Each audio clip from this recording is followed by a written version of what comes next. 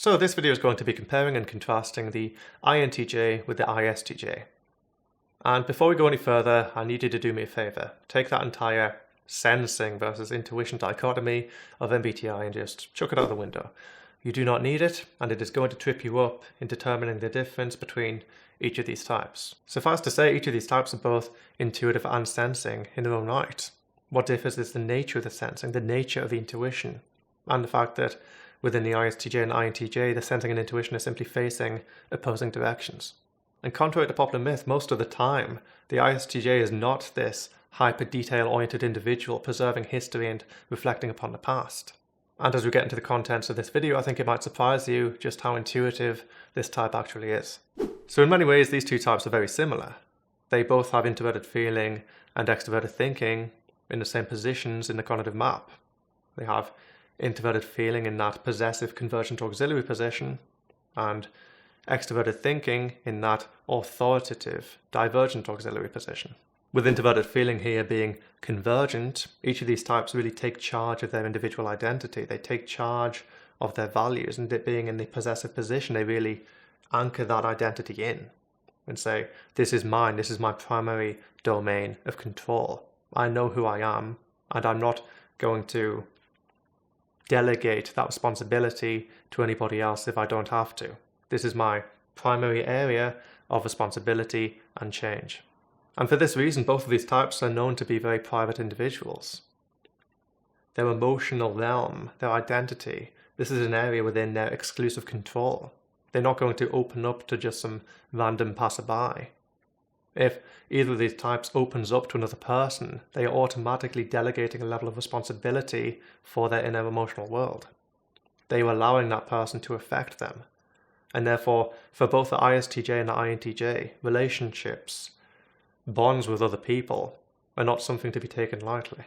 However, this ultra-possessive and convergent introverted feeling tends to act at the behest of the extroverted thinking authority function.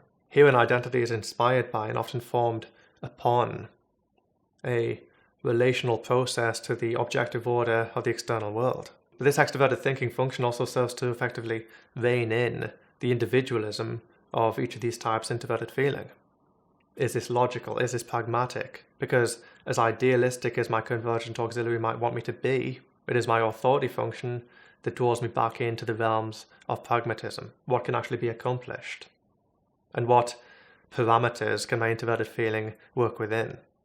And as such, the tendency here is to understand the parameters of an extroverted thinking reality and then form identity within it, relate upon those parameters in order to construct and shape one's own individualism and idealism. However, in terms of the nature of this identity construction and the nature of these observed external parameters, these types are complete and utter opposites. The INTJ has an introverted intuitive dominant function. This is the primary doorway of the psyche, predominantly attached to introverted feeling. What does this mean? Well, it means that the INTJ is perceiving their identity in their limbic world in an extremely holistic fashion. When they're shaping an identity, they don't just want to niche down into a specific thing. Rather, they want to be everything. This type often has a multitude of different interests, and the imagination of this type tends to be full of abstraction and symbolism. With introverted intuition being a very broad lens directed internally, the INTJ tends to gaze upon everything at once, with their emotions operating in this kind of undulating wave-like fashion. The INTJ tends to go through several, if not dozens, of radical transformations over the course of their lifetime. And when this transformation occurs, so does their external trajectory, and even the things that they value in the external world. And similar to the ISFP, the sheer kaleidoscopic nature of this introverted feeling world almost necessitates a kind of use of an archetype to essentially anchor in one's identity. And it is not unusual in the slightest bit for an INTJ to cling to that kind of archetype to such an extent as to feel like they may even cease to exist should they let that archetype go. And this is because the INTJ's introverted feeling identity is extrapolated otherwise across all reality. And this everything at once internal perspective very much informs the INTJ's relational process. Oftentimes they have very little difficulty relating to another person in a completely different set of circumstances. However, owing to the breadth of scope of this introverted feeling world, their relation can feel so thinly spread across all life as to be akin to not feeling in the first place. Oftentimes the INTJ can actually feel cold owing to the very introverted intuitive nature of their introverted feeling. And this is where the introverted sensing dip comes in, because the INTJ can essentially dip down from introverted intuition to a very specific introverted sensing value. And when you enter introverted sensing, you render that perceived component or value much more tangible and much more rich. And it is this introverted sensing laser focus, if you will, that allows the INTJ to experience singular connections and singular perceptions of meaning very, very intensely. And on the topic of introverted sensing, let us now turn our attention to the ISTJ. Well, introverted sensing is very much the natural opposite of introverted intuition. Therefore, instead of being this very broad scope, feeling lots of different components at once, but perceiving them very vaguely, the introverted sensing scope is much more narrow, but making up for a breadth of perception with intensity of perception. As a dominant function here, it is acting as the primary doorway to the psyche. However, it is predominantly connected to introverted feeling. And rather than constructing an identity in a very broad and abstract fashion, the ISTJ's identity construction tends to be a lot more concrete and precise. And indeed, even their relational process is often very intense, but oftentimes within the scope of a much more narrow and niched down identity. And owing to the very focused nature of introverted sensing, the ISTJ's introverted feeling landscape tends to be very concrete. It tends to be quite static in terms of values, for example. In many ways, the ISTJ's identity is much more of a constant than that of the INTJ. While, of course, an ISTJ can undergo a kind of self-transformative process, most of the time this is much more incremental rather than sudden. And in terms of radical transformation, these tend to be much fewer and further between than that of the INTJ. So whereas the identity of the INTJ tends to be much more transformative, the identity of the ISTJ is much more of an ongoing process, incrementally changing one step at a time, while not necessarily undergoing any radical shifts along the way. And while I, of course, do not want to cater to the stereotypes, the ISTJ is, on average, a bit more reflective and sentimental than the INTJ. Introverted sensing, whether you like it or not, adjoined to introverted feeling, does experience specific values much more intensely. And because the most concrete rendering of values within the psyche is in the form of memory, the ISTJ is a little bit more naturally sentimental. They do much more naturally recall previous experiences and then change their self, change their output and their methodology through a kind of a rationalistic reflection upon maybe what went wrong last time. And while the degree to which the ISTJ actually does this is oftentimes very much exaggerated, and it does vary depending upon the individual involved, the introverted sensing world of the ISTJ tends to be a bit more reflective upon the past than the introverted intuitive world of the INTJ. However, just as the INTJ is not limited to an introverted intuitive scope of their emotions, the ISTJ is not limited to an introverted sensing scope of their emotions and can happily dip down into introverted intuition. And it is through this particular state that the ISTJ may radically shift their life direction, or much more imaginatively relate to the positions of other people. So both of these types essentially form identity in relation to perceived extroverted thinking parameters. The INTJ tends to extrapolate upon those parameters through the use of introverted intuition, whereas the ISTJ tends to really niche down into those parameters through the use of introverted sensing. And on a final note, generally speaking, the internal world of the INTJ is very abstract and idealistic even, whereas the much more concrete internal world of the ISTJ tends to have a little bit more pragmatism, whereas the idealism maybe is a bit more of a nostalgic nature than a projective one. So now let us visit the opposing functions of each of these types. I have to mention before I go in any further, there is a certain capacity, in about maybe 30% of cases, for this function to be somewhat suppressed. When this happens, it's not being suppressed per se, but its use is rendered entirely divergent and very much antagonistic to the primary agenda of the ego. What does this mean? Well, within the ISTJ you have extroverted intuition, within the INTJ you have extroverted sensing. If these are hyperdivergent, they can only ever be observed and not ever acted upon. For the INTJ, this could manifest in an aversion to the concrete world, a kind of escaping into one's own internal landscape. And for the ISTJ, this could be an aversion to choice, an aversion to exploration, and even an aversion to creativity in general. But these are in a large minority of cases. For the significant majority, both of these types are actually, in the INTJ's case, connected to the concrete world, and in the ISTJ's case, actually quite creative and exploratory. So without further ado, let's explore these oppositional functions in more depth. So both of these types have extroverted thinking as a divergent auxiliary. This is the auxiliary to the type's oppositional function. So the INTJ has extroverted sensing and extroverted thinking, and the ISTJ has extroverted intuition and extroverted thinking. So let us continue the order of this video and start with the INTJ first. So the INTJ is perceiving a very focused and tangible extroverted sensing portion of external reality. And with this attached to an extroverted thinking codec, it is perceived in a highly objective, rationalistic manner. This essentially renders the gaze of the INTJ very intense by nature. They are looking at a very focused portion of the external world and rationalizing upon it. But they are seeing this portion in great intensity. There is a great even attention to detail here. The extroverted thinking gaze of the INTJ therefore has a lot of fidelity. They are acutely aware of the microscopic components of external reality. And symptomatically speaking, this often manifests as a very highly focused individual. The INTJ, as much as their introverted intuition and introverted feeling gives them a proclivity to, entertain multiple different pursuits, want to be everything, and encapsulate a large array of interests within their identity, their extroverted sensing, extroverted thinking gaze essentially gives them a one thing at a time kind of attitude. There's lots of different things they want to do, but they're happy to put other things on the back burner and devote all of their energy and time and attention to completing a single task.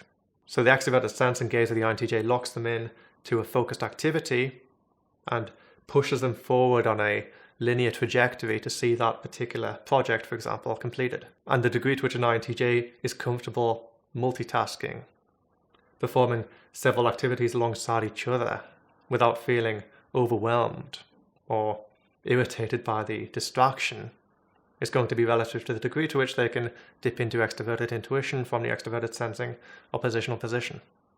And the ISTJ is very much the reverse of this. Their introverted sensing, introverted feeling identity generally only encapsulates a few areas of expertise, a few interests and projects they wish to complete. But their extroverted intuition and extroverted thinking allows them to perform multiple actions at once. Generally speaking, the ISTJ has much greater proclivity to pursue multiple things alongside each other, whereas the INTJ wants to do everything, but only entertain a single thing at a certain time. The ISTJ wants to do a select few things, but entertain them all at once. And it is very much possible for these types to flip on their axis, rendering their oppositional function entirely convergent. When the INTJ does this, they tend to become hyper-individualistic, performance-oriented, embody a state whereby they can focus all of their energies into the here and now in order to execute a mastered skill, for example. Whereas if the ISTJ flips on their axis to become an extroverted intuitive dominant, they become much more naturally managerial, very efficient at managing an array of different resources, interdepartmental correspondence. Within this state, the ISTJ renders their identity very divergent by nature, an authoritative force pushing forward an exploratory extroverted intuitive agenda. Whereas the INTJ's ESFP-like state is a state of performance and execution. The ISTJ's ENFP-like state is a state of exploration and project management. However, there is a third implication of this oppositional function, and this pertains to its primary modality, and this is one of divergent observation. This is where the world is rendered much more static and something to be observed much more than acted upon. The INTJ observes a very concrete, very focused portion of external reality. They actually experience reality in a very tangible manner, whereas the ISTJ perceives reality much more abstractly. They perceive reality through a lens of extroverted intuition. So minus the cases whereby the oppositional function is suppressed and the INTJ reverts to a blurry extroverted intuition and the ISTJ reverts to a blurry extroverted sensing, both of these types are actually very abstract and concrete in their own right. As I said before, the orientation of their respective intuition and sensing is simply reversed. So the INTJ experiences internal reality in an abstract fashion and external reality in a concrete fashion, whereas the ISTJ experiences internal reality in a concrete fashion and external reality in an abstract fashion. And starting with the INTJ, this is where their scientific disposition comes into play. Because for the INTJ, it's not enough just to take someone's word for it. For the INTJ, reality needs to be empirically observed. They need to know the data. What are the actual facts of this situation? The INTJ does not operate upon assumptions and generalizations. The INTJ likes to go into the actual data and see what is actually taking place. And this is owing to their extroverted sensing perception of external reality. They want to zoom into the details. They want to know what's going on beneath the surface, which is quite ironic when you think about it, because it's usually the ISTJ that is portrayed to be the detail-oriented individual, and the INTJ portrayed as the individual with their head in the clouds, just perceiving an overview and innovating upon a general concept rather than the actual mechanisms taking place in reality. And so yeah, when it comes to external reality, the ISTJ is actually the intuitive one. The ISTJ experiences what they perceive in a very abstract fashion. They just see a general overview. They see the way everything is connected within their scope of extroverted intuition. This is why the ISTJ may prefer a managerial position. This is why the ISTJ may prefer a mechanism with a multitude of different moving parts. While the egoistic nature of the dominant function may lend the type of desire to be specific, especially in a more internal fashion, the natural state of this type is much more holistic. They like to take a general overview and perceive external reality in a much more abstract fashion. And all too often I see an ISTJ's very focused and singular identity being mistaken for a singular perception of external reality. Whereas in reality it is because of this abstract perception of external reality that the ISTJ niches down their identity in the first place. Because extroverted intuition is going to be countered by introverted sensing. To elaborate, well, the ISTJ can have a very focused and niche down identity. They may have one job for their entire life, for example. They may find so much meaning within that job that they don't even feel necessarily a need to climb a career ladder within that particular industry. That's an example of a niched down identity. However, the way that they go about that job is seldom going to be examining the details. There may very much be a level of routine. Generally, both extroverted thinking authority types find routines as a means to efficient output, but their perception of their working environment will be much more interdepartmental oftentimes. So within this working environment, for example, the INTJ will be the one really focusing down into their specific role, taking a portion of extroverted sensing reality and maximizing the output within it, really concentrating. Whereas the ISTJ will be the one wanting multiple different responsibilities. I'll do a bit of that from that department, and I'll do a bit of that from this department. And egoistically speaking, it is not uncommon for the ISTJ to have a more naturally mystical even attitude towards the nature of external reality. Since they perceive reality in an abstract fashion, they may be even less hard, empirical, scientifically oriented than the INTJ is, which runs quite contrary to stereotypes. And from my own observations, generally ISTJs seem to have a higher willingness to entertain the paranormal, whereas the INTJ's willingness to entertain something maybe beyond this world will generally be based upon inductions made from the current scientific evidence. And that is, by the way, a big reason why ISTJs may time and time again mistype as ENFPs and INFPs, because they do have a very open-ended perception of the nature of external reality. And perhaps the reason why ISTJs do get stereotyped in the way that they do as to their detail-oriented nature pertains maybe more to a higher proclivity than perhaps any other type to be within the autism spectrum, or at least within a very specific position on that spectrum I'm referring to when I'm talking about someone who is much more detail-oriented, interested in the hard, tangible data in front of them, and of course more disinterested in the more abstract perception of external reality. But this is more likely to be one of those situations where the ISTJ suppresses their oppositional function. So generally speaking, the INTJ is the one who really wants to anchor into the moment, maximize their output, and focus on one thing at a time. The ISTJ, by contrast, perceives external reality much more abstractly and is more happy to pursue multiple different tasks alongside each other.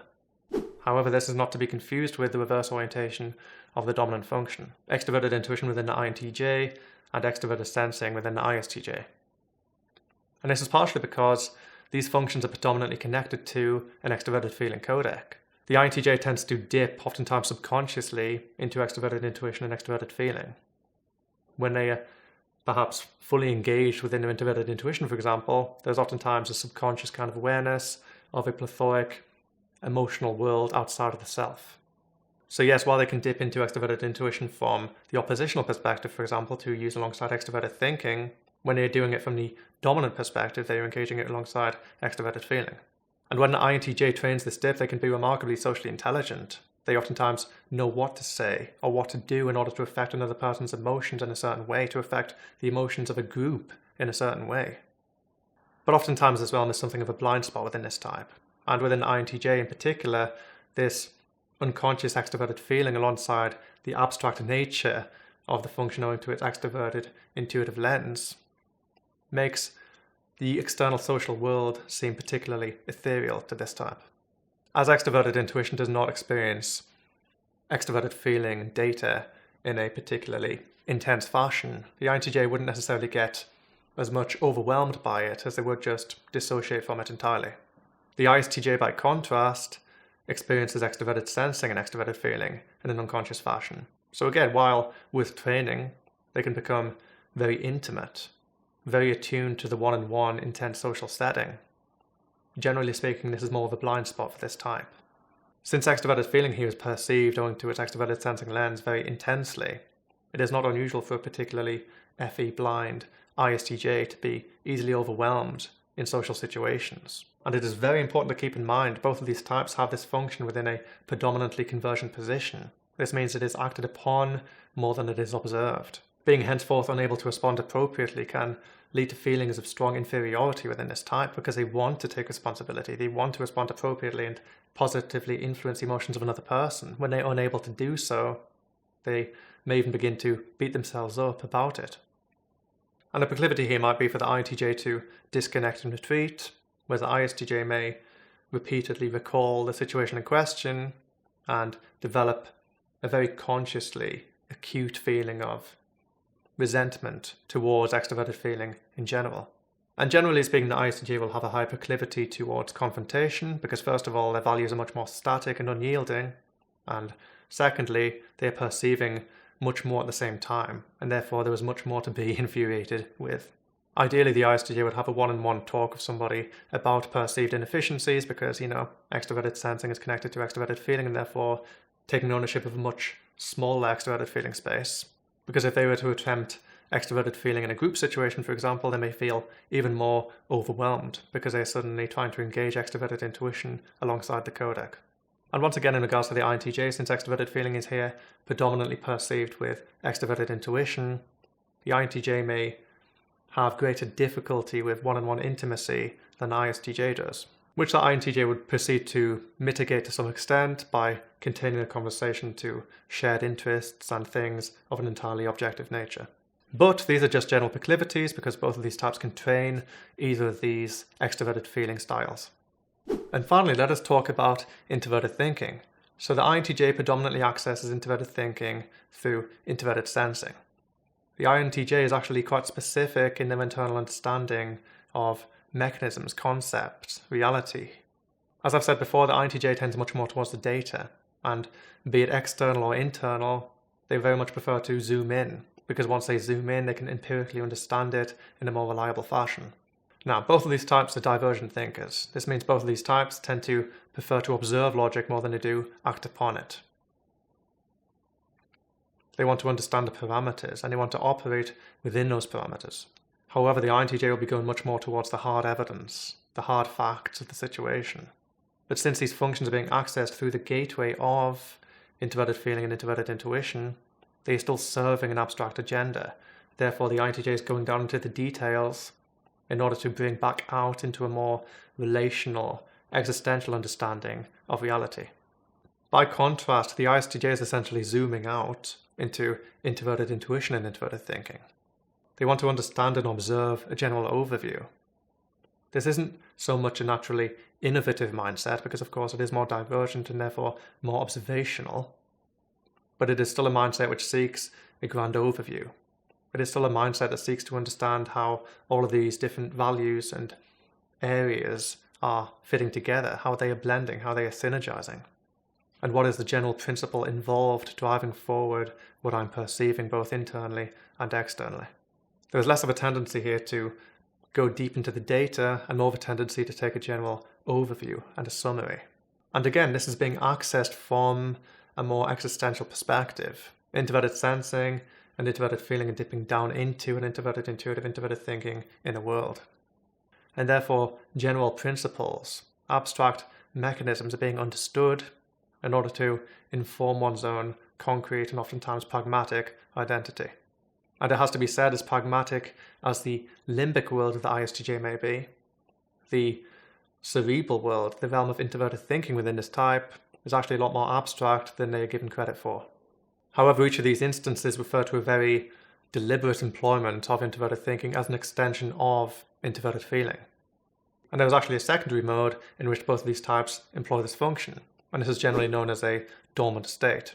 The INTJ in a state of rest and recovery, for example, when the intensity of their introverted feeling world is just a bit too much and they want a bit of a break from it, they tend to fall into a kind of more murky, introverted intuitive and introverted thinking world. This is a world of general ideas and vagaries, abstract concepts that can serve as inspiration for the INTJ's later employment of introverted sensing and introverted thinking. Similarly, the ISTJ's dormant state is much more introverted sensing and introverted thinking, much more specific. But again, very murky, very subconscious. Here, internal objective values are perceived much more for their own sake. They're more static. It is just the way things are, for example. But this perception of what is known, what is tangible, can actually inspire later introverted intuitive, introverted thinking extrapolations. And it is worth mentioning both of these types can train their primary introverted thinking dip to be highly convergent. The INTJ can proceed to innovate upon mechanisms, refine and master a skill set, whereas the ISTJ can enter a much more philosophical or moral discourse, construct and hone their own existential beliefs as an extension of their concrete identity. And it has to be mentioned, each of these types experience a great degree of pull towards introverted thinking. Operating underneath the authority function, it is oftentimes very much the target function of each of these types. So a brief summary. The INTJ's primary mode is introverted intuition and introverted feeling. First and foremost, introverted intuition acts as a primary gateway to the psyche, and therefore it does lend the type of general internal abstract disposition. Owing to its introverted intuitive nature, introverted feeling is relating upon multiple different things at once and entertaining multiple different areas of interest as an extension of a very large and all-encompassing identity. The ISTJ, by contrast, is an introverted sensing dominant, and therefore, as a primary gateway into the psyche, has much more of a kind of concrete and pragmatic underpinning. The identity, which may be somewhat smaller, less all-encapsulating, will have fewer interests and generally be a lot more intense and concrete and perhaps even more stable. And the opposing functions are the exact inverse of this. The INTJ perceives extroverted thinking objective reality through a very detailed and concrete scope of extroverted sensing. What they perceive in the external world has a great degree of depth and fidelity. And generally, the INTJ occupies a much smaller portion of external reality when they are completing any given task. And they may even feel easily overwhelmed when given multiple tasks to complete alongside each other. Generally, the proclivity here is to want to do lots of different things as an extension of plethoric identity, but do each of these things in turn, complete one project at a time. The ISTJ, by contrast, perceives an abstract extroverted thinking reality, encompassing a larger space, but not necessarily perceiving the details, the richness of experience that the INTJ would be. The external gaze of the ISTJ is generally more vague, operating oftentimes to a blueprint, a general overview, but also perceiving more components at once. And here the highly niche identity wants to do a select few things, but extroverted intuition and extroverted thinking are happy to blend all of these things together. Synergize different workflows, for example, create a routine and superstructure that can flow through different activities in order to bring them all together in a single result.